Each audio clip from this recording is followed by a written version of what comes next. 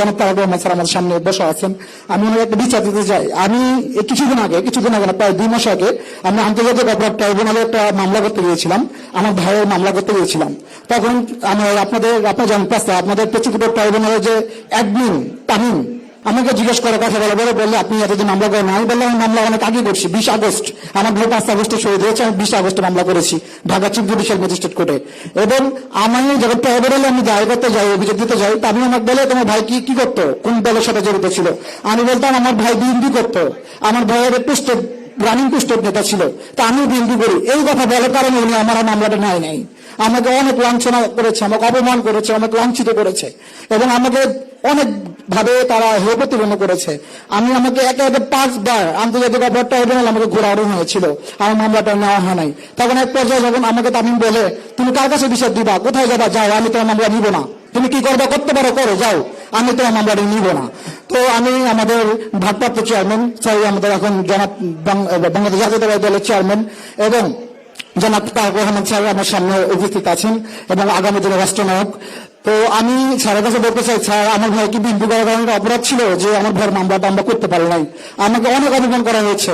5 দিনের মতো আমি যখন বলি আমি সাংবাদিক সম্মেলন করে প্রেস কনফারেন্স করে সকল শহীদ পরিবারকে মানববন্ধন করবো, রাজপথে দাঁড়াবো, আন্দোলন করবো, তখন এক পর্যায়ে সে আমাদের জুলাই 24 শহীদ পরিবার সোসাইটির যে সাধারণ সম্পাদক রবিন ভাই ওনাকে বলে যে ঠিক আছে তুমি জীবনকে ডাকো, আমি মামলাটা নিব।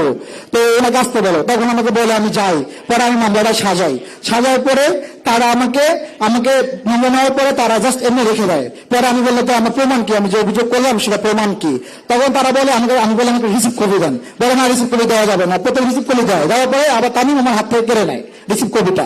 কেড়ে নেওয়ার পরে আমি 1.5 মাস পরে আবার ট্রাইব্যুনালে গিয়ে আমি খোঁজ নিয়েছি যে আমার ভাইয়ের মামলাটা আসলে হয়েছে কিনা, এই তথ্যটা নেওয়ার জন্য গিয়েছিলাম। তো আমি পরে তথ্য নিয়ে দেখি যে আমার ভাইয়ের মামলা কাগজই নাই, আমার ভাইয়ের মামলা কাগজ উধাও, গায়েব। তো এটা উদাহ করে ফেলছে। তো আমি আবার এটা নিয়ে বলি মানববন্ধন এবং সাংবাদিক সম্মেলন করবো, বাংলাদেশ সকল শহীদ পরিবারকে রাজপথে নিয়ে আসবো। তখন তারা আবার বলে যে ঠিক আছে, তাকে আমাকে আপনাদের যে আপনি জানেন আমাদের ট্রাইব্যুনাল যে প্রধান প্রসিকিউটর আপনার তাজিল স্যার, উনি বলে আমাকে দীপ্ত ভাই নিয়ে গেছিল, আমাদের মুগ্ধ ভাই দীপ্ত, উনি আমাকে সঙ্গে করে নিয়ে গেছিল। আমাদের জুলাই 24 শহীদ পরিবার সোসাইটির সভাপতি গোলাম রহমান আঙ্কেল উনিও ছিল। তখন উনি আমাকে আশ্বাস করে তোমার মামলাটা আমি নিব, তুমি নিয়ে আসো।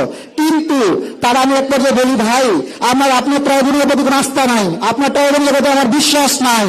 যেমন প্রথমত তামিম আমার সঙ্গে গাদ্দারি করেছে, আমাকে অপমান করেছে, লাঞ্ছিত করেছে, আমাকে হেয় প্রতিপন্ন করেছে। এই তামিম অনেক প্রকার আমার সাথে হেয় প্রতিপন্ন করেছে, তা ছাড়া আমি আপনাকে বিশ্বাস পাই না, আপনার প্রতি আমাকে আস্থা নাই। আপনি তো তামিম অলরেডি করে হয়েছে, আপনি তো সবাইকে ওই যে ওষুধের মুখ অনেকগুলো, গোয়া কিন্তু একটা, ওনাকে আমি বলে ফেলছি। তখন উনি আর বলে যে না আমি মামলা দিব। আমি সব করে না আমার ভাইয়ের ডকুমেন্টস এবং প্রুফ ভিডিও সব কাগজ আমি সব আমার ভাই পোস্টমর্টম রিপোর্ট সহ আমি সব ফাইল একটা করে রেখেছি এবং পেন ড্রাইভে করে রেখেছি, যাতে প্রমাণের একটা মানুষকে আপনার যে হাসিনা ফ্যাসিস্ট স্বৈরাচার সরকার কিভাবে নির্মমভাবে হত্যা করেছে সেটাই আমার কাছে এভিডেন্স আমি মোবাইলে এবং পেন ড্রাইভে রেখে দিয়েছি। তো আমি এখন নিয়ত করেছি যদি আমাদের বিএনপির চেয়ারম্যান জনাব তারেক রহমান সাহেব যদি আগামী দিনে রাষ্ট্রনায়ক এবং ক্ষমতা আসেন চেয়ারম্যান হন, আমি তখন এই মামলাটা দায়ের করব। তো এই জন্য আমি মন থেকে সিদ্ধান্ত নিয়েছি এখন আমি আর মামলাটা করবো না। আমি 20 আগস্টে মামলা করেছি। কিন্তু আমি আর একটা দুঃখের সঙ্গে বলতে হয়, আমাদের চেয়ারম্যান সাহেব বসে আছেন, স্যারের কাছে আমার অনুরোধ থাকবে এই জুলাইয়ের যে আকাঙ্ক্ষা, হাদিবের যে আকাঙ্ক্ষা, জুলাই যে সকল শহীদ এবং আহত জুলাইয়ের যে আকাঙ্ক্ষা, ইনসাফের বাংলাদেশ এবং ন্যায় নীতি পরায়ণের বাংলাদেশ যেন জুলাই সনদ এবং ঘোষণাপত্র যেন বাস্তবায়ন করা হয় এবং শহীদদের এবং আহত পরিবারদের কোনো প্রকার যেন হেয় প্রতিপন্ন শিকার না হতে হয়। কোন শহীদ এবং আহতদের কোনো প্রকার তাদেরকে কোনো ত্যাগ, আহত এবং শহীদ পরিবার কোনো ত্যাগ, হেয় প্রতিপন্ন, লাঞ্ছনা যেন না করা হয়। এবং আমি বলতে চাই অনেক আহত আমাদের ভাইয়েরা আছে, তাদের চিকিৎসা হচ্ছে না, টাকার অর্থের অভাবে। এই ইন্টারিম সরকার ব্যর্থ, এই ইন্টারিম সরকারে যারা এখন আছে আপনারা তারা সবাই ব্যর্থ। এনারা এখন পর্যন্ত এই 1.5 বছরে একটা শহীদের হত্যার বিচার দৃশ্যমান করতে পারে নাই।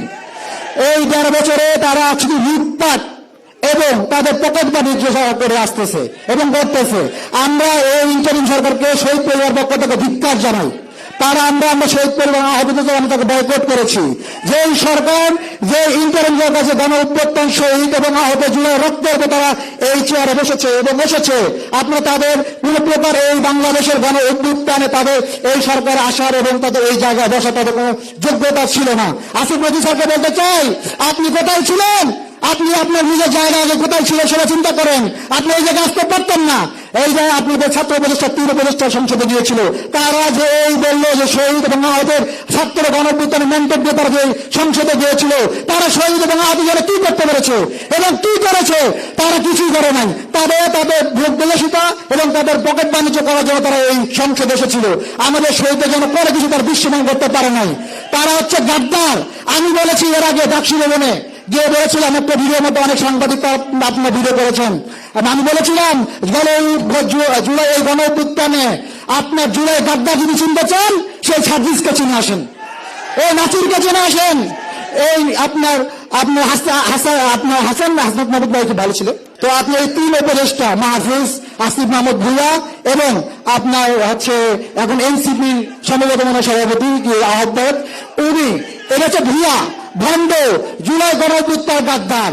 তো আমি এটা বলতে চাই, তারা আপনারা আমাদের শহীদদের জন্য কিছু করতে পারেন নাই। আমাদের দয়া করে শহীদ পরিবারটা একার দিবেন না, শহীদ পরিবার আহতদের নাম বিক্রি করবেন না। আপনারা দয়া করে আমাদের শহীদদের নাম ইউজ করবেন না।